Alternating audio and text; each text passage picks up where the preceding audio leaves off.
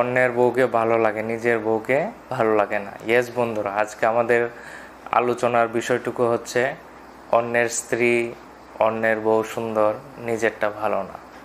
মানুষের যে deep human psychology রয়েছে, মানুষের ভিতরের যে অবস্থা, ভিতরের যে স্থিতি, ভিতরে কোন জায়গায় সমস্যা, সেই মূল বিষয় নিয়ে আমি আজকে আপনাদের সঙ্গে আলোচনা করব। বিষয়টি খুবই অদ্ভুত এবং ভিন্ন, কিন্তু বর্তমানে যে পরিস্থিতি আপনারা দেখছেন, প্রতিদিন মোবাইল খুললেই পত্রপত্রিকায় প্রতিদিনই প্রায় ঘটনা উঠে আসছে যে নিজের 2 সন্তান রেখেও স্ত্রী অন্য পুরুষের সাথে পলাতক, ওনার স্বামী অন্য কোনো স্ত্রীর সাথে, যুবতীর সাথে পলাতক।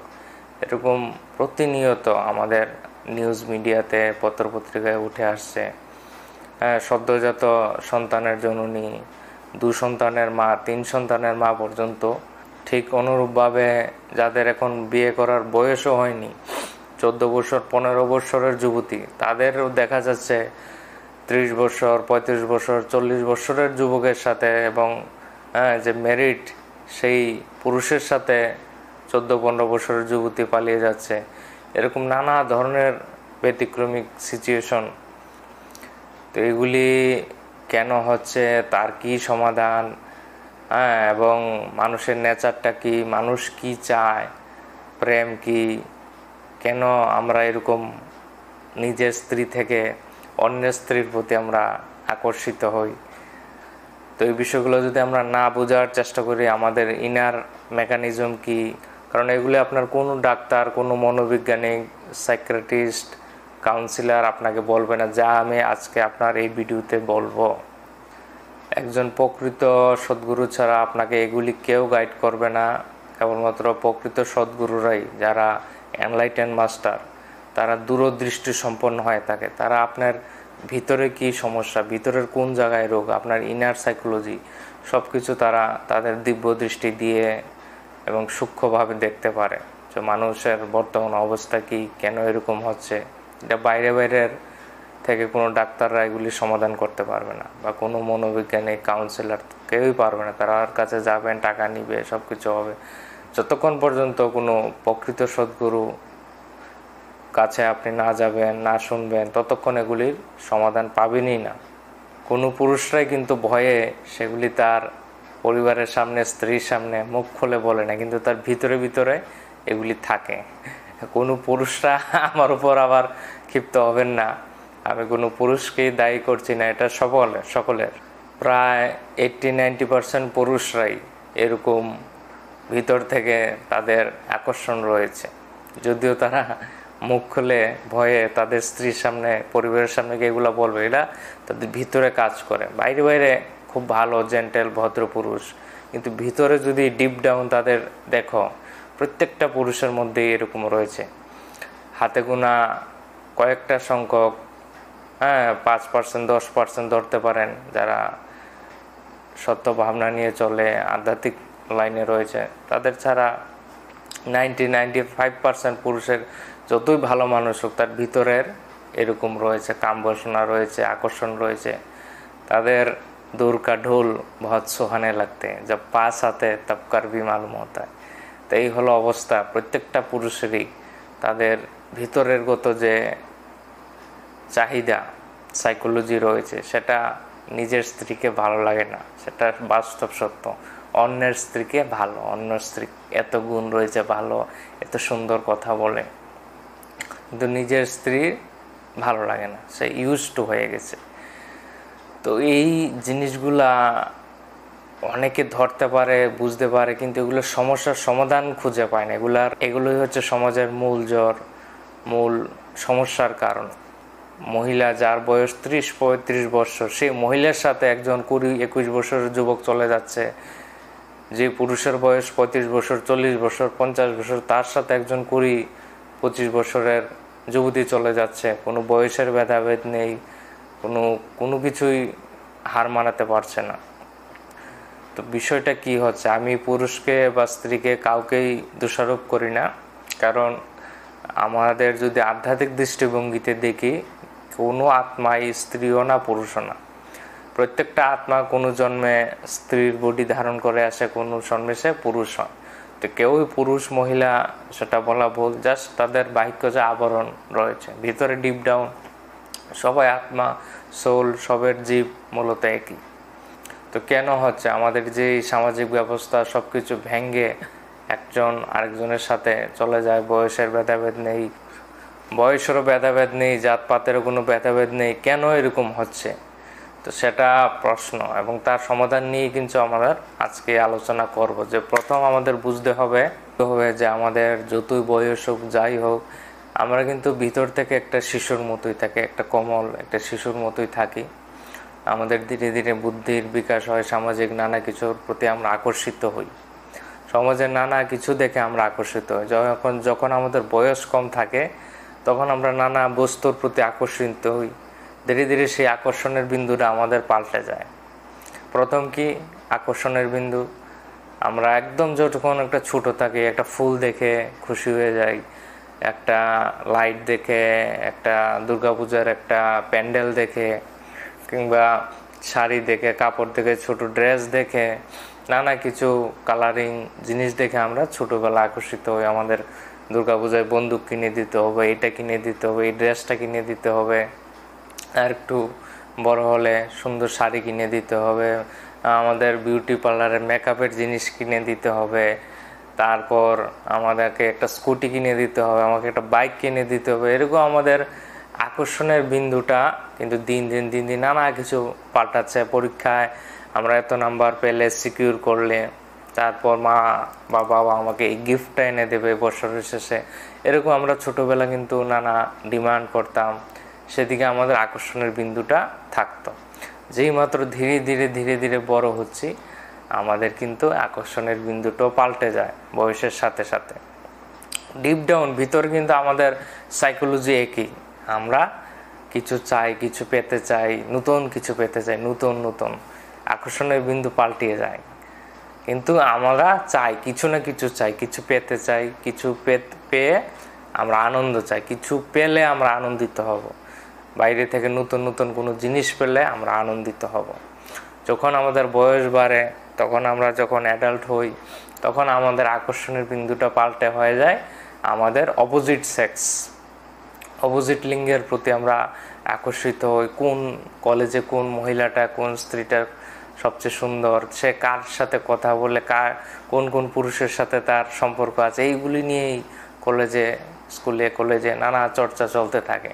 হ্যাঁ, নানা বয়ফ্রেন্ড গার্লফ্রেন্ড এরকম চলতে থাকে, নানা অ্যাফেয়ার চলে, নানা কিছু রিলেশন ব্রেক হয়, সেগুলি নানা অভিজ্ঞতা আমরা নেই। সেগুলি অভিজ্ঞতা থেকে আমরা কিছু না কিছু অবশ্যই শিখি, জীবন আমাদের শেখার জন্য। তো এরকম আমাদের আকর্ষণের বিন্দু পাল্টাতে থাকে। তারপর একদিন আমাদের টার্গেট চাকরি পেতে হবে, তারপর বিয়ে করতে হবে। যে মেইন বড় টার্গেটটা একটা থাকে, আমাদের একটু সেটেল হতে হবে, টাকা পয়সা আসতে হবে, হ্যাঁ, সেগুলি উপভোগের সামগ্রী। তারপর সেগুলি দিয়ে আমাদের সুন্দর করে বিয়ে করতে হবে। সেটা একটা বড় চাওয়া পাওয়া, ছোটোবেলা থেকেই শেখানো হয় যে বাবু পড়াশোনা করো, চাকরি বাকরি করে বিয়ে করতে হবে। তো এটা তাদের ভিতরে একদম সেট হয়ে যায়, ছোটোবেলা থেকেই প্রোগ্রামিং হয়ে যায় যে টাকা পয়সা অর্জন করে বিয়ে করতে হবে, বিয়ে করে সংসার করতে হবে, এটাই জীবন মানে এটাই। ঠিক আছে, তারপর বিয়ে শাদী সব কিছু করলে, কিন্তু সেই যে ভিতরের একটা রয়েছে, তোমার আকর্ষণের বিন্দুটা পাল্টাচ্ছে। বন্দুক থেকে হয়ে গেল সুন্দর ড্রেস থেকে বাইক হয়ে গেল, গাড়ি হয়ে গেল, আপনার বাড়ি তৈরি করতে হবে।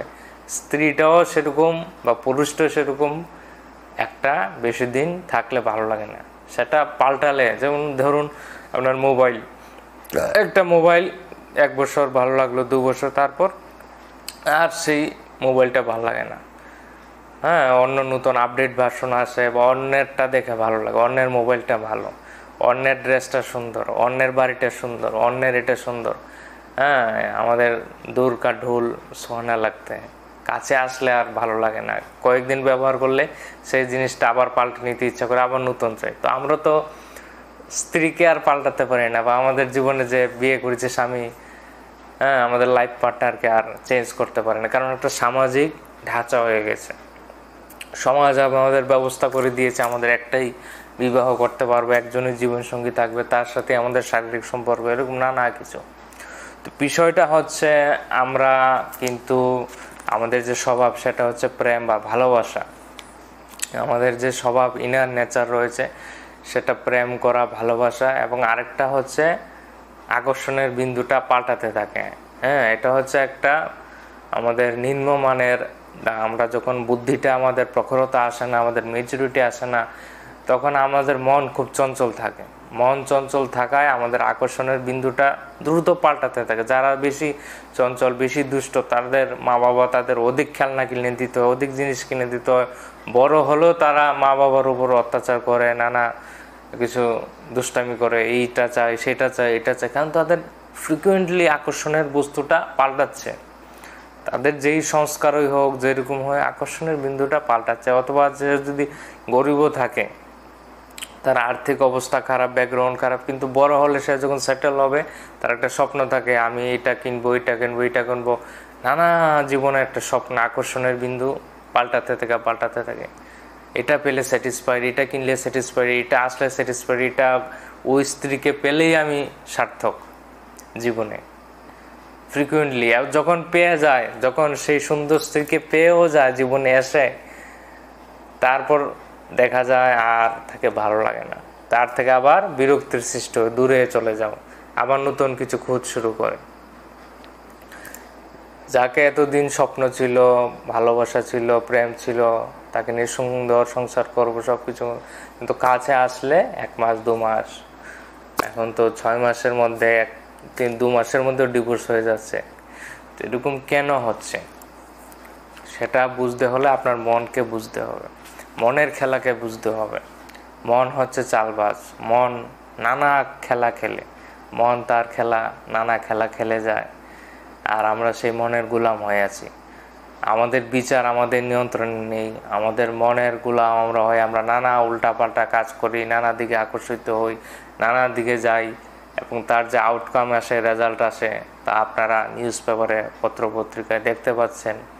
নানা দিকে প্রলোভনে আকর্ষিত হয়, নানা দিকে ছোটাছুটি করে তার অ্যাক্সিডেন্ট হচ্ছে, খুন হচ্ছে, মার্ডার হচ্ছে, নানা কিছু হচ্ছে, অপহরণ হচ্ছে, পুরো জীবনটাই শেষ হয়ে যাচ্ছে, বরবাদ হয়ে যাচ্ছে, রেপ, মার্ডার, খুন, নানা কিছু হচ্ছে, বিবাহ বিচ্ছেদ হচ্ছে, একজনের সংসার সম্পূর্ণ নষ্ট হয়ে যাচ্ছে, কোনো বিধবার চক্করে পড়ে, কোনো পরপুরুষের চক্করে পড়ে, সব কিছু এগুলা কেন্দ্রবিন্দু একটাই, সেটা হচ্ছে আপনার মন।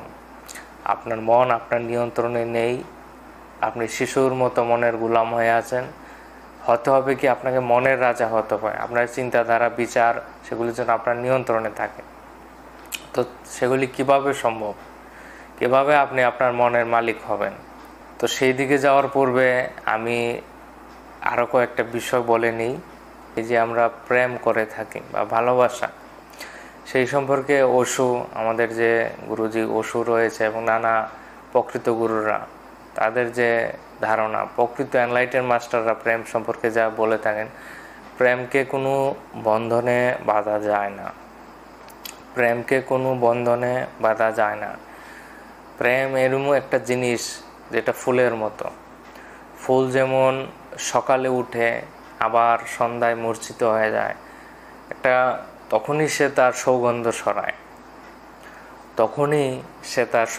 ছড়ায়, ফুলের প্রকৃতি এরকম। ফুলটার সাথে ওশো প্রেমের তুলনা করছেন।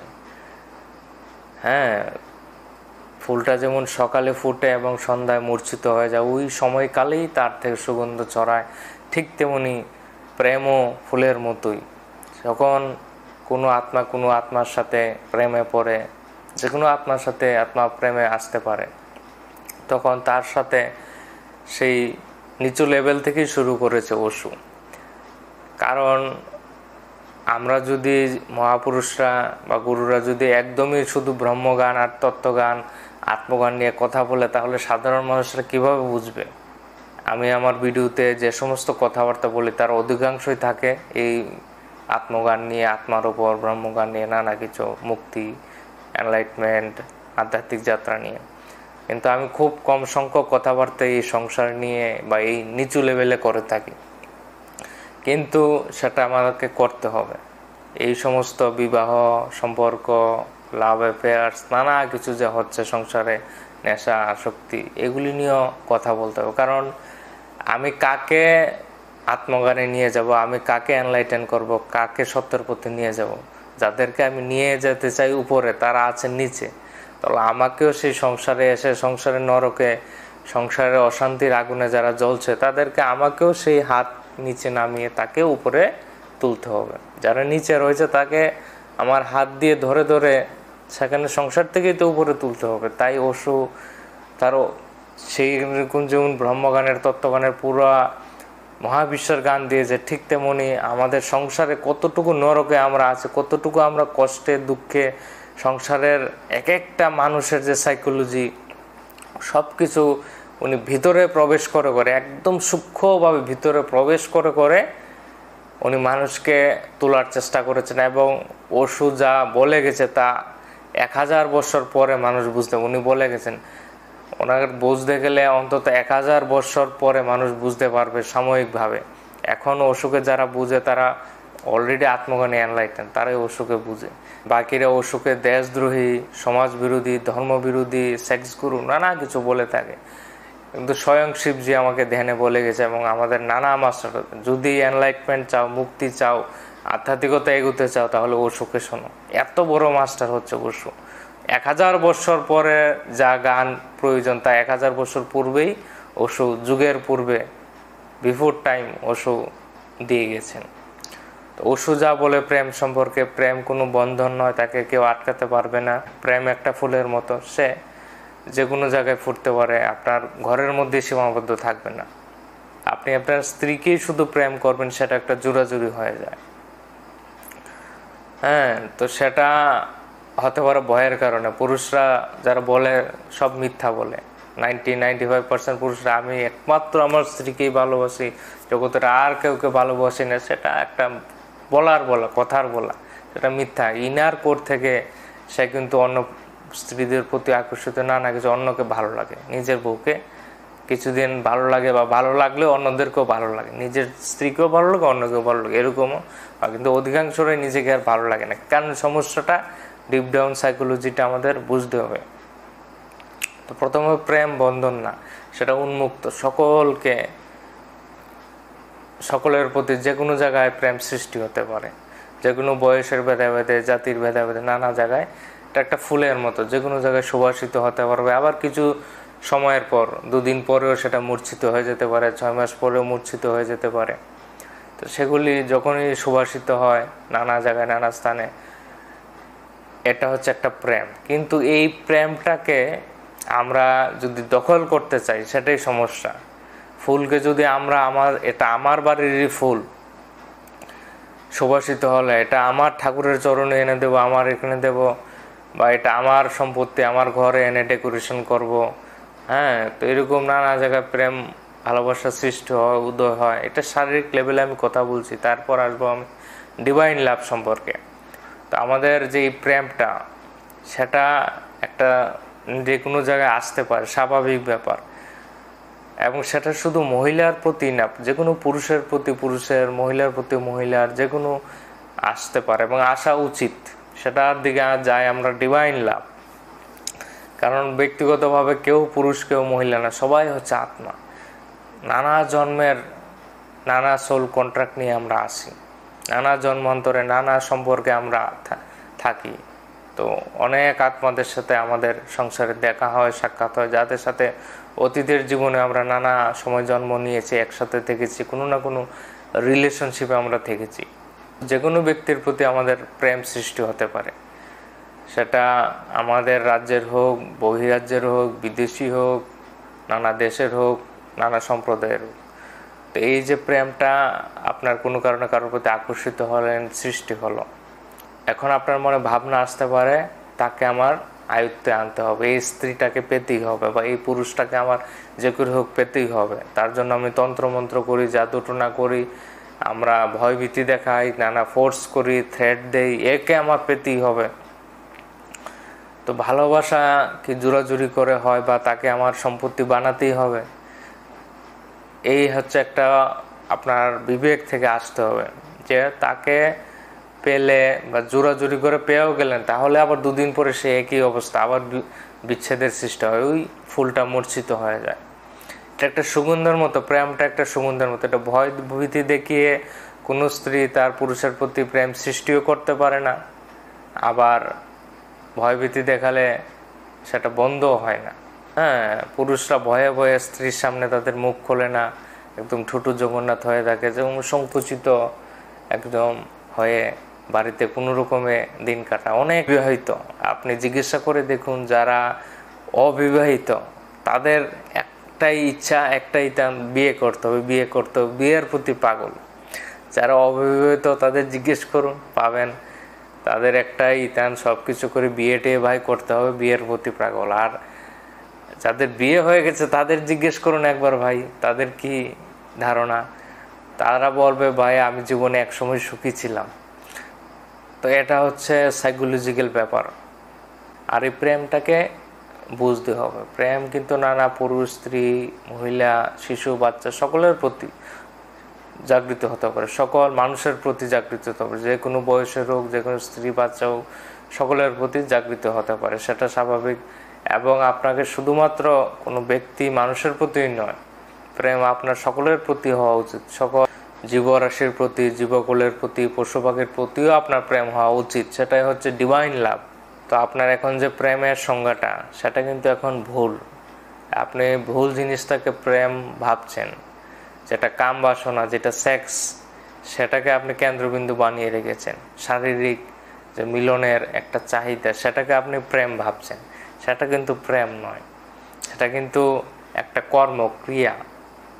হ্যাঁ, তো সেটাকে যদি আপনি প্রেম ভাবেন তাহলে জীবনে ধোঁকা খেয়ে যাবেন। তাই আমি বলছি, এবং ওসব বলছে, প্রেম আপনি শত শত স্ত্রীর সঙ্গে করুন, কোনো সমস্যা নেই। সেটা হতে হবে ডিভাইন লাভ, সেটা একটা ফুলের মতো হতে হবে।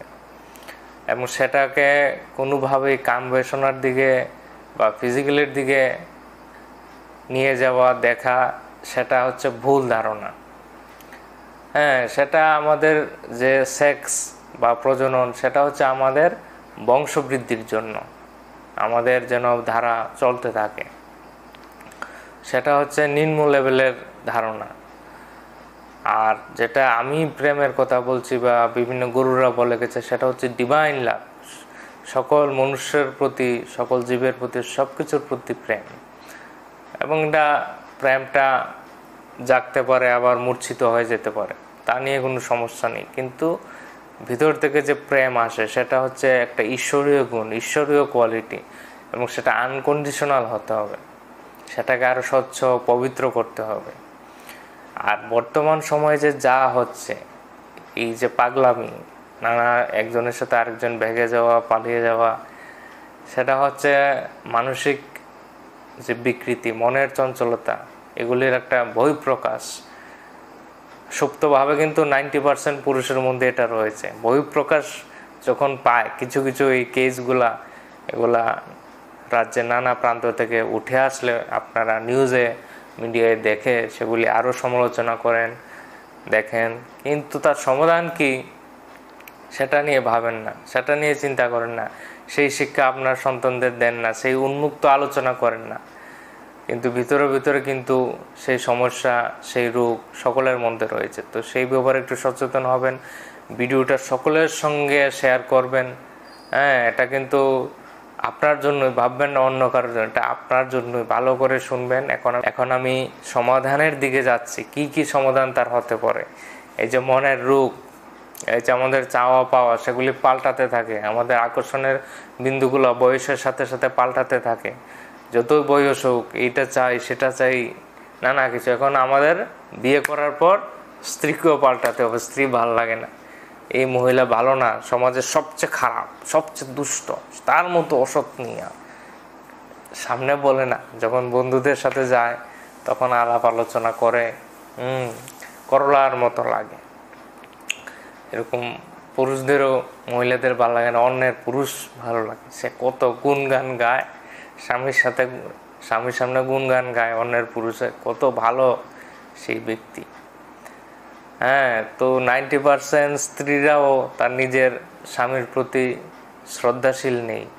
নিজের স্বামীকে যে ভালোবাসবে, শ্রদ্ধা প্রেম ভালোবাসা দিবে, সেটা নেই। কোনো রকমে একসাথে দুজন থাকে, যেমন নিজেই একাকিত্বের নানা মানসিক রোগে, হতাশা, বিদ্বেষে রয়েছে, তার উপর তার যে লাইফ পার্টনার সেও একাকিত্বের রোগে ভুগছে, কেউ চায়। তো দুজনে যখন একাকিত্বের নানা রোগে ভুগছে, তখন তারা যখন একসাথে আসে জীবন কাটানোর জন্য, তারা একে অপরের উপর আরও বোঝা হয়ে দাঁড়ায়। সৃষ্টি হয় নানা বিভেদ, ঝগড়া, অশান্তি, মারপিট, সাংসারিক নানা উপদ্রব। হ্যাঁ, একে অপরের প্রতি এক্সপেকটেশন বেড়ে যায়, সেইরকম হতে হবে, এরকম হতে হবে, স্ত্রী হিসেবে তোমার এই কর্তব্য, এই দায়িত্ব, পুরুষের এই নানা কিছু। কিন্তু কখনো আমরা আমাদের নিজের দোষটাকে দেখি না, সর্বদা আমাদের আঙ্গুল থাকে অন্যের দিকে। কখনো আমরা নিজেকে পরিবর্তন করার কথা ভাবি না, সমস্ত দোষ অন্যের। হ্যাঁ, তার প্রতি সমস্ত দায়ভার, কর্তব্য, দোষ সব কিছু অন্যের। নিজেকে পরিবর্তন করি না, নিজেরকে চেঞ্জ করি না। সর্বপ্রথম যেটা গৌতম বুদ্ধ বলে থাকেন, এখন সকল গুরুরাই, পরিবর্তন অন্যকে করতে যেও না, অন্যকে পরিবর্তন করার কথা ভাবনাই ছেড়ে দাও, নিজেকে পরিবর্তন করো। যখন নিজে পরিবর্তন হবে সব কিছু ঠিক লাগবে। পরিবর্তনটা আমাদের নিজের মধ্যে আনতে হবে, আমাদের নিজেকে নিয়ে আত্মবিশ্লেষণ করতে হবে। প্রতি ঘরে ঘরে এত সাংসারিক অশান্তি, এত ঝামেলা, সেগুলি থেকে লাস্ট পর্যন্ত কেউ কাউকে খুন মার্ডার করে ফেলছে, সুইসাইড হচ্ছে। এগুলি মেইন কারণ হচ্ছে আমাদের আধ্যাত্মিক জীবনযাপনের অভাব, আমাদের সৎ চিন্তা, সৎ বিচারের অভাব, ধৈর্যের অভাব, অ্যাকসেপ্টেন্সের অভাব, এবং আমরা কোনো গুরুকে মানি না। সবচেয়ে বড় যে সমস্যা, আমরা নিজে বিশাল পণ্ডিত ভাবি। এই জীবনের শিক্ষা দেওয়ার জন্য যে গুরুর প্রয়োজন, কোনো একটা সদ্গুরুকে ধরতে হবে, সেরকম চিন্তাই আমাদের মনের মধ্যে আসে না। ভাবি আমি নিজেই সর্বজ্ঞ শ্রেষ্ঠ, সব কিছু পারি। একটা সাধারণ গাড়ি চালাতে শিখতে গেলেও আমাদের কোনো না কোনো এক্সপার্ট ড্রাইভারের প্রয়োজন হয়, টিচারের প্রয়োজন হয়। তো আপনার এই জীবনটা একটা বিশাল বড় জিনিস, সেটাই ঈশ্বরের দান, সেটাই ঈশ্বরকে পাওয়া। জীবনটাই হচ্ছে ঈশ্বরকে পাওয়া। যারা এনলাইটেন তারা বলতে পারে জীবনটাই হচ্ছে, জীবনটাকে জানা, বোঝা এবং সংসারের চক্রে উপরে উঠাই হচ্ছে ঈশ্বরকে পাওয়া। জীবনটা এত প্রিসিয়াস, মূল্যবান, আর সেটাকে আপনি চালাতে শিখে যাবেন আপনার এই স্থূল মোটা বুদ্ধি দিয়ে, যেটা হতে পারে না। তার জন্যই কোনো সদ্গুরুকে ধরা, শাস্ত্রীয় বিধিমতে জীবনযাপন করা, আধ্যাত্মিক জীবনযাপন করা, চিন্তার দ্বারা, মনের দ্বারা, বচনের দ্বারা, এবং প্রেম কি, ভালোবাসা কি, সব কিছু শিক্ষার জন্য চাই একজন গুরু, আদর্শ, আইডেল ব্যক্তি।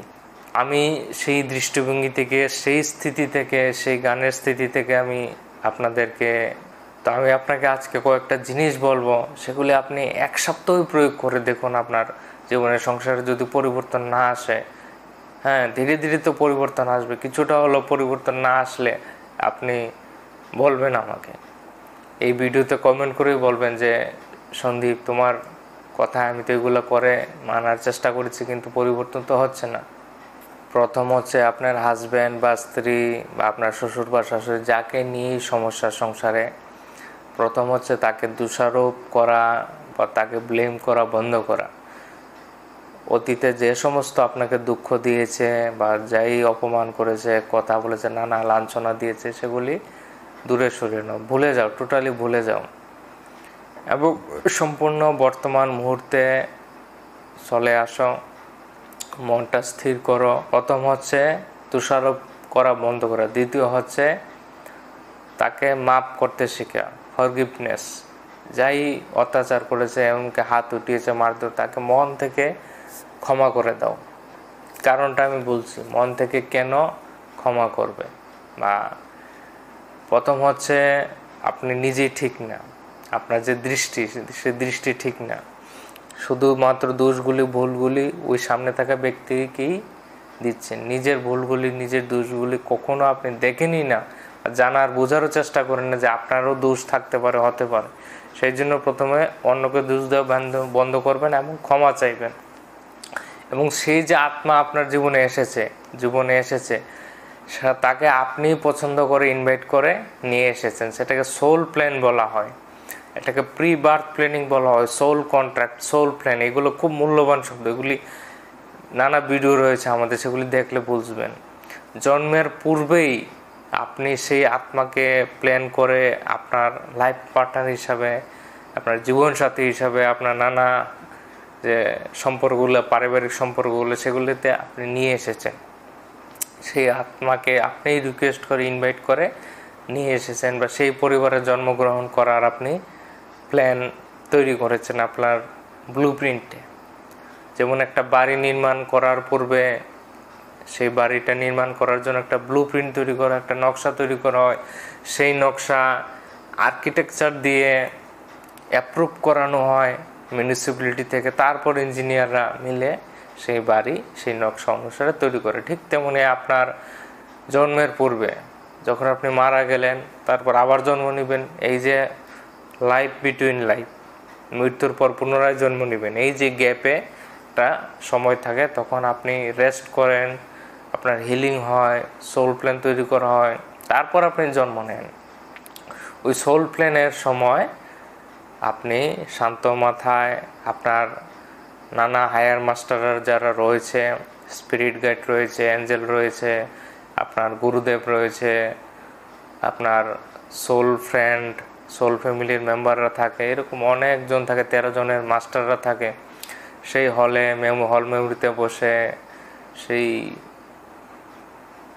মিটিংয়ে আপনি সিদ্ধান্ত নেন আপনার জীবনটা, নেক্সট জীবনটা আপনার সোল ইভলিউশনের জন্য, নেক্সট জীবনটা আপনার কীরকম হওয়া প্রয়োজন, কীরকম চান।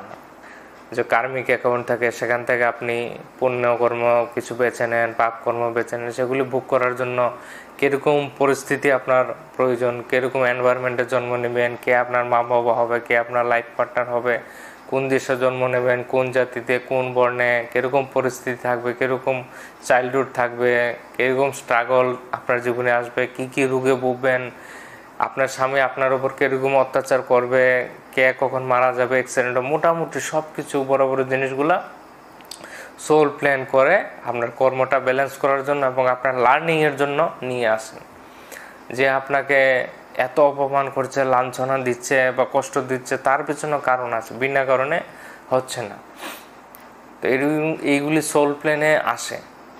যাকে আপনি অতীতে কষ্ট দিয়েছেন, দুঃখ দিয়েছেন, কারো হত্যা করেছেন, তাকেও আপনি ইনভাইট করে নিয়ে আসেন। তো সেই জীবনে এসে আপনাকে নানাভাবে কষ্ট দিবে, অত্যাচার করবে, শোষণ করবে, কিংবা আপনি ধরুন আধ্যাত্মিকতার দিকে অনেক এগিয়ে গেছেন, এখন আপনার টেস্টিং করতে হবে, পরীক্ষা করতে হবে। তখন আপনি নিজেই আপনার নিজেকে টেস্টিং করার জন্য, পরীক্ষা করার জন্য যে আপনি রিয়েলি কতটুকু আত্মজ্ঞানী হয়েছেন, কতটুকু এনলাইটেন হয়েছেন, কতটুকু স্থিতপ্রজ্ঞ অবস্থায় এসেছেন, সেটাও পরীক্ষা করার জন্য আপনি কোনো আত্মাকে ইনভাইট করে আনলেন যে এই জীবনে ভাই তুমি আমাকে খুব কষ্ট দিও, দুঃখ দিও, সেই অবস্থায় আমি স্থির থাকতে পারি কিনা, অবিচল থাকতে পারি কিনা। তখন আপনার রিয়েল টেস্টিং হবে, সেটা এক্সামিনেশন, পরীক্ষা। নানা আত্মাদের আপনি ইনভাইট করে জীবনে নানা পরিস্থিতির জন্য নিয়ে আসেন, নানা সময়ে জীবনের সংসারে নানা সমস্যা আসে, প্রতিকূল অবস্থা আসে, সেই স্থিতিতে সেই আত্মারা এসে আপনাকে তখন ওই সিলেক্টেড টাইমে আপনাকে ট্রিগার করে। তখন আপনি ওই অবস্থায় ওই পরীক্ষা পাস করেন কিনা, না তাকে উল্টা দোষারোপ করেন, তাকে মারধর করতে চান, তার মার্ডার করতে চান, নাকি সেটা অ্যাকসেপ্ট করে তাকে ক্ষমা চেয়ে, প্রার্থনা চেয়ে। অবশ্যই তাকে ধন্যবাদ জানানো উচিত। সে যতই গালিগালাজ করুক, আপনার শাশুড়ি মা, আপনার স্বামী, তাকে মন থেকে ধন্যবাদ কৃতজ্ঞ যে তোমার জন্যই আমি আজকে এই পরীক্ষায় পাস হতে পারছি, আমি বুঝে গেছি আমার পরীক্ষা হচ্ছে, আমার মন শান্ত না অশান্ত। কারণ এগুলা স্বামী হোক, স্ত্রী হোক, এক একজনের সহযোগী। এরকম ভীষণ যে টাফ যে পরীক্ষাগুলো, এগুলা লাস্টের লেভেলে আসে যখন একটা আত্মা তার এনলাইটমেন্টের শেষের যাত্রায় থাকে। সেই কয়েক জন্মে নানা কঠোর পরীক্ষা দেয়, জীবনে দুঃখ আসে। তার আগে সোলমেট হিসাবে নানা আত্মারা টাই আপ করে আসে, বিভিন্ন ভাবে। এর আগে কার্মিক থাকে, সোলমেটের আগেও কার্মিক রিলেশন 90% রিলেশনশিপই হচ্ছে কার্মিক রিলেশনশিপ। তারপর ধরতে পারেন 5-7% সোলমেট, আর 1-2% ধরতে পারেন টুইন ফ্লেম। তো এই কার্মিক রিলেশনশিপই অধিক, 90-95% রিলেশনশিপও কার্মিক, মানে তার অতীতের জন্মের কর্মগুলিকে ব্যালেন্স করার জন্য নানা যে আপনার অতীতে শত্রু ছিল সে তাকেও আপনি স্বামী হিসাবে, স্পাউস হিসাবে নিয়ে আসতে পারেন, যে অন্যান্য রোল প্লে করেছে নানা জন্মে, যাদের সাথে কর্মের লেনদেন রয়েছে তাদের আমরা আমন্ত্রণ করে একসাথে প্ল্যান করে এসে জন্ম নিই, যেন আমরা একসাথে মিলিয়ে মিশে নানা ঝগড়াঝাটির মধ্যে কর্মটা ব্যালেন্স করতে পারি এবং এগোতে পারি। এই জন্য ওই সময়ে আসলে বিয়ে শাদী হবে ডিভাইন প্ল্যান অনুসারে, সেটা ডিভাইনের ইচ্ছা। এই যে বিয়ে হলো, আপনি পত্রপত্রিকা দেখে বিয়ে করুন, ফেসবুকে দেখে প্রেম করে করুন, আর কোনো ম্যাট্রিমনি সাইট দেখে করুন, যেটা আকস্মিক না, এটার পিছনে ভীষণ ডিভাইন প্ল্যান থাকে। তো সেই ব্যক্তি আকাশ থেকে আপনার টপকে জীবনে আসেনি, তাকে অ্যাকসেপ্ট করতে হবে, সেটা হচ্ছে তৃতীয় পয়েন্ট। এবং তাকে গ্র্যাটিটিউড জানাতে হবে, কৃতজ্ঞতা জানাতে, সে আপনার জীবনে এসেছে আপনার জীবনে নানা পরীক্ষা নেওয়ার জন্য, টেস্ট করার জন্য, এবং আপনাকে স্পিরিচুয়ালি আপলিফট করার জন্য। এবং অনেকে দেখবেন দুঃখ আসলেই সে স্পিরিচুয়ালিটিতে আসে। কিছু সংখ্যক আত্মা দুঃখ আসলে কি হয়, সে সহ্য করতে পারে না, তার মাইন্ডের কারণে সে কি হয়, ডাইভার্টেড হয়ে যায়। তখন সে মদ খাওয়া, ড্রাগস নেওয়া, নানা কিছু শুরু করে, বা ডিভোর্স দিয়ে দেয়। সবচেয়ে বড় ভুল এরকম শর্ট করে ডিভোর্স দেওয়া।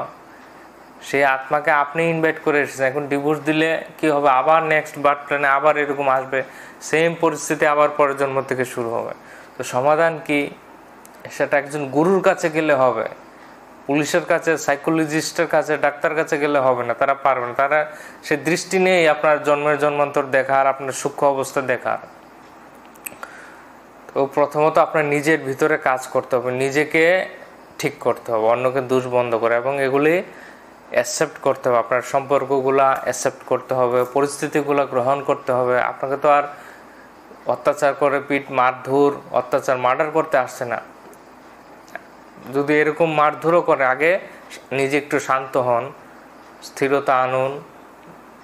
আপনার সামনে থাকা ব্যক্তি ঝগড়া করলে, চিল্লাফাল্লা করলে আপনি শান্ত হতে পারেন, আপনার মধ্যে আন্ডারস্ট্যান্ডিং এসেছে, মনে মনে তাকে হাসি মুখে ধন্যবাদ দিতে পারেন। সে চিল্লাক, গালিগালাজ করুক, মন থেকে আপনি স্থির, অবিচল, শান্ত, নিশ্চল, তরঙ্গহীন সমুদ্রের পানির মতো হয়ে যান, নিশ্চল, শান্ত, ঝিলের মতো হয়ে যান। তখন আপনি দেখবেন অন্তর থেকে একটা আনন্দ, একটা তরঙ্গ, একটা ভালোবাসার স্রোত বেরোচ্ছে সেই আত্মার প্রতি, এবং সেই আত্মা সেটা রিসিভ করতে পারে, সেটা বলে টেলিপ্যাথি। আপনার ভিতর থেকে সত্যিকারের যখন তার প্রতি ভালোবাসা আসবে, সেও চেঞ্জ হয়ে যাবে। সে যতই খারাপ ব্যবহার করুক, দুষ্ট হোক, স্ত্রী যদি ভালো হয় স্বামী চেঞ্জ হবে, স্বামী যদি ঠিক থাকে স্ত্রী চেঞ্জ হয়ে যাবে। তার ভাইব্রেশন, তার ফ্রিকুয়েন্সি, প্রেম ভালোবাসার ভাইব্রেশন তার কাছে অটোমেটিক্যালি ট্রান্সফার হয়ে যায় সোল টু সোল। তো আপনি ভিতর থেকে এগুলো প্র্যাকটিস করবেন, অ্যাফার্মেশন দিবেন, পজিটিভ থট রাখবেন, এবং তার কাছে অন্তর থেকে ক্ষমা চাইবেন। কোনো না কোনো জন্মে তাকে আপনি অত্যাচারিত করেছেন, শোষণ করেছেন, এই জন্মে সে আপনাকে নানা একটু দুঃখ কষ্ট দিচ্ছে। তো এটা আপনারই কর্মের ফল, তো এটাকে আপনাকে শুধরাতে হবে, না হলে কিন্তু চলতেই থাকবে। ডাইভোর্স নেওয়া, মারপিট করা, খুন মার্ডার করা, সমস্যার সমাধান, ওগুলা চলতেই থাকবে জীবনের উপর। এগুলোকেই বলে কর্ম, এটাই ঈশ্বরের পরীক্ষা, এটাকে এইভাবে ঈশ্বরকে পেতে হয়। কর্মগুলা ব্যালেন্স করে, প্রারব্ধ কর্ম ব্যালেন্স করে। ডাইভোর্স দিয়ে, নোটিশ পাঠিয়ে, আপনার ভয়ভীতির দিকে স্বামীকে কন্ট্রোল করে নয়, ভয়ভীতি দেখানো, জোর খাটানো, এগুলো প্রেমের বন্ধন। প্রেম হচ্ছে উন্মুক্ত ফুলের মতো ভালোবাসা। স্বামী যদি মদ খেতে যায়, মদ খাক, সিগারেট খেতে যায়, নেশা করে খাক, জোরাজুরি করলে আরও বাড়বে, আরও সমস্যা হবে। এটি ভিতর থেকে ট্রান্সফার হয়, বাইরে থেকে বলবে নানা নেশা মুক্তি, নানা কিছু, এই সেই ফাটিয়ে নেবে দুনিয়া। এনলাইটেন মাস্টারে, এনলাইটেন গুরুরা কিন্তু কখনো বলে না নেশা করবে না, কোনো বেশ্যাল হয়ে যাবে না, এই করবে না, কারণ এগুলা আপনার স্থিতি যদি নিচে থাকে তাহলে আপনি করতেই থাকবেন, আপনাকে জোরাজুরি করা হবে না। আপনার ভিতর থেকে জাগরুক করা হচ্ছে গুরুদের কাজ। সবচেয়ে বড় নেশা হচ্ছে ধ্যানের নেশা। পত্রিজি কখনো নেশা বিরোধী, নেশা এই সেইগুলি নিয়ে ভাবিনি না। এগুলি মানে ওনার কথাবার্তাই শুরু হয় আত্মার লেভেল থেকে, আত্মজাগৃতি থেকে। যদি ভিতরটা ঠিক হয় বাইরটা অটোমেটিক ঠিক হয়ে যাবে। তো গরুরা সর্বদাই সূক্ষ্ম দৃষ্টি তাদের। এই যে এত এত চলছে নেশা মুক্তি কেন্দ্র, নেশা অভিযান, বড় বড় সাইবার ক্রাইম কন্ট্রোল করার জন্য এত বড় বড় পুলিশের হেডকোয়ার্টার বানানো হচ্ছে রাজ্যে, এত এত নতুন রিক্রুটমেন্ট হবে পুলিশ, এত এত ক্রাইম ব্রাঞ্চ খোলা হবে, নানা কিছু সাইবার ক্রাইম থেকে শুরু করে নানা মাল্টি স্পেশালিটি হসপিটাল, নানা কিছু রয়েছে। এইগুলির সমাধান কোথায়? কেন ক্রাইম হচ্ছে, কেন মানুষ অসুস্থ হচ্ছে, টাকা পয়সা ওইদিকে খরচ হচ্ছে? তার কারণ হচ্ছে মানুষ নিয়ন্ত্রণে নেই। মানুষ কেন নেশা করছে, কেন অসুস্থ হচ্ছে, কেন নানা সমস্যায় ভুগছে, নানা কিছু যেগুলা মানুষ সাফার করছে, ওগুলা 40-50 বছর পর কোথায় আপনি যদি বেঁচে থাকেন দেখবেন খুব ডাউন হয়ে গেছে। নামমাত্র ফাইল লেখার জন্য লোক থাকবে। ক্রাইম কমে যাবে, পেশেন্ট কমে যাবে, রুগী কমে যাবে, হাসপাতাল ক্রাইম রেট কমে যাবে। যেখানে ধ্যান করা হয় অত্যাধিক পরিমাণে অটোমেটিক সেই শহরের ক্রাইম রেট ডাউন হয়ে যায়। মানুষ, প্রতিটা মানুষ ভিতর থেকে ট্রান্সফর্ম হয়ে যাবে নতুন যুগে প্রবেশ করার সঙ্গে সঙ্গে। হাসপাতাল বলো, কোর্ট বলো, নানা পুলিশ থানা বলো, এগুলো নামমাত্র রয়ে যাবে কিছু কিছু কাজ করার জন্য, আর বাকি অধিকাংশই সেটা স্বাভাবিক স্থিতিতে চলে আসবে। তো গরুরা, যেটা বলছি, মূল দিকে কাজ করে, মূল গোড়া গিয়ে কাজ করে। সবচেয়ে বড় নেশা হচ্ছে ধ্যানের নেশা। কোনো একটা অল্টারনেটিভ, আমি এখন মদ ছাড়বো, তো মদ ছাড়ার জন্য এর চেয়ে বেটার কিছু তো চাই। আমি গাঁজা ছাড়বো, ড্রাগস নেওয়া ছাড়বো, তার চেয়ে বেটার কিছু আমার নেশা চাই। কি সেটা? সেটা তো কেউ দেয় না। সবাই টেম্পোরারি একটা অল্টারনেটিভ একটা দিচ্ছে। পার্মানেন্ট নেশা, একটা ডিপ নেশা, ধ্যানের চেয়ে বড় কোনো নেশা নেই। এই নেশা করলে, সে পরমাত্মার নেশা করলে, পরমাত্মার সুরাতে আপনি ডুবে গেলে সকল নেশা তুচ্ছ হয়ে যাবে, ফিকা হয়ে যাবে। এর চেয়ে বড় কোনো নেশা নেই। তো যে সদ্গুরুরা এই ধ্যানের নেশা দিয়ে থাকে, যোগীরা, এটা একবার করে দেখুন, আর অন্য নেশা, সকল নেশা ছুটে যাবে ধীরে ধীরে। সাংসারিক সকল অশান্তি, দুঃখ, কষ্ট ছুটে যাবে, সেগুলো স্পর্শই করতে পারবে না। এত এত সাংসারিক অশান্তি, বিচ্ছেদ। তো গুরুজি বলে থাকেন, আপনি ডিভোর্স নিতে যাচ্ছেন, আজকের দিনটা ধ্যান করুন, আজকে একদিন ধ্যান করুন, তারপর কালকে ডিভোর্স নিয়ে নিন। এরকম হাজার হাজার লোককে বলেছে, আর তারা জীবনে আর ডিভোর্স নেয়নি, সুন্দর সংসার করছে। তো জীবনের সকল সমস্যার সমাধান, সকল প্রশ্নের উত্তর হচ্ছে ধ্যান। এই পয়েন্টটা আপনি লিখে নিন। জীবনে, আমি আবারও হাইলাইট করছি, জীবনের সকল সমস্যার সমাধান, সকল প্রশ্নের উত্তর হচ্ছে ধ্যান। তার সাথে সঠিক আহার, সেটা হচ্ছে শুদ্ধ সাত্বিক আহার। কারণ আপনার মধ্যে যে এই যে সাংসারিক যুদ্ধ হচ্ছে, অশান্তি হচ্ছে, ব্লেম করছেন একে অপরের, সেই ব্লেম গেমটা কে চালাচ্ছে? নেগেটিভ ফোর্স, ডার্ক এনার্জি আপনার ভিতরে কাজ করবো। তা আমার কথা নেই, শিবজি বলেছে। যারা গুরুরা, তারা সূক্ষ্ম চোখ দিয়ে, থার্ড আই দিয়ে দেখতে পারে আপনার মধ্যে কত নেগেটিভ এনার্জি আছে। আপনি নিজেই একটা জীবন্ত প্রেত, ভূত হয়ে আছেন। যেই বাড়িতে ননভেজ কাটা হয়, আমিষ রান্না হয়, সেখানে মৌমাছির মতো, মধুতে যেমন মধু যেখানে থাকে দেখবেন মৌমাছিরা ছুটে আসে, পিঁপড়া ছুটে আসে। অসংখ্য যারা সেই নিম্নমানের আত্মা, যারা অতৃপ্ত আত্মা, দুষ্ট আত্মা, যারা মুক্ত হয়ে যায়নি, পৃথিবীতে এখন আটকে আছে, মৃত্যুর পর এটাকে ঘর বাড়ি ভেবে এখানেই থাকছে, এখানে উপদ্রব করছে, এই সমস্ত আত্মারা, নেগেটিভ এনার্জিরা, সোলরা দ্রুত কানেক্ট হয়ে যায় এবং মৌমাছির মতো ছুটে আসে। যেখানে ননভেজ কাটে, খুন হয়, রক্তপাত হয়, রান্না হয়, সেখানেই তারা বেশি উপদ্রব করে থাকে। তো আপনার ভেতরেই সেগুলা, আপনি জীবন্ত একটা ভূতপ্রেত হয়ে আছেন। তো এই ভূতপ্রেতের মতো নরক জীবনযাপন করছেন। কথাটা খারাপ ভাবেন না। আপনি পূজা পাঠ করলে তারা ছুটবে না। পূজা পাঠ করেন, যেই করেন, একটু হনুমান 40 এখন যে মন্ত্র জাপ করেন, একটু একটু শরীরে ভাইব্রেশন বাড়বে, তারা একটু দূরে সরবে, আবার যেই মাত্র গিয়ে ঘরে রাতে ননভেজ খাবেন বা ঘরে খাচ্ছেন, আবার তারা সেই একই অবস্থা। মানে আপনি নরকেই আছেন, ভালো ভিডিও শুনছেন, নানা ভাষণ শুনছেন, কাজ হবে না, আমিষ আহার ত্যাগ করতে হবে, তাহলে আপনার দেহটা পবিত্র হবে। এটা একটা কবরস্থান হয়েছে। তখন আপনার মধ্যে আপনাকে হেল্প করার জন্য ডিভাইন কানেক্ট হতে পারবে আপনার সাথে, দিব্য শক্তির আপনাকে গুরুরা, নানা সূক্ষ্ম দেবদেবীর আত্মারা সহযোগিতার জন্য আসতে পারবে আপনাকে হেল্প করার জন্য। শরীরটাকে পবিত্র বানান। শরীরটাকে পবিত্র বানালে চিন্তাধারায় পরিবর্তন আসবে, আপনার কথাবার্তায়, আপনার দেখার দৃষ্টিতে, সব কিছুতে পরিবর্তন হবে। তখন আপনার সেই স্বামীকেই ভালো লাগবে, সেই স্ত্রীকেই ভালো লাগবে, এবং জগতের সকল স্ত্রীকেই ভালো লাগবে। যে যেমনই হোক তাকে ভালো, আপনার দৃষ্টি বদলালে জগতেও ভালো লাগবে, সবাইকে ভালো লাগবে, কেউ খারাপ নয়। তো সর্বপ্রথম আপনার নিজের মধ্যে কাজ করতে হবে, এটাকে বলে ইনার মেকানিজম।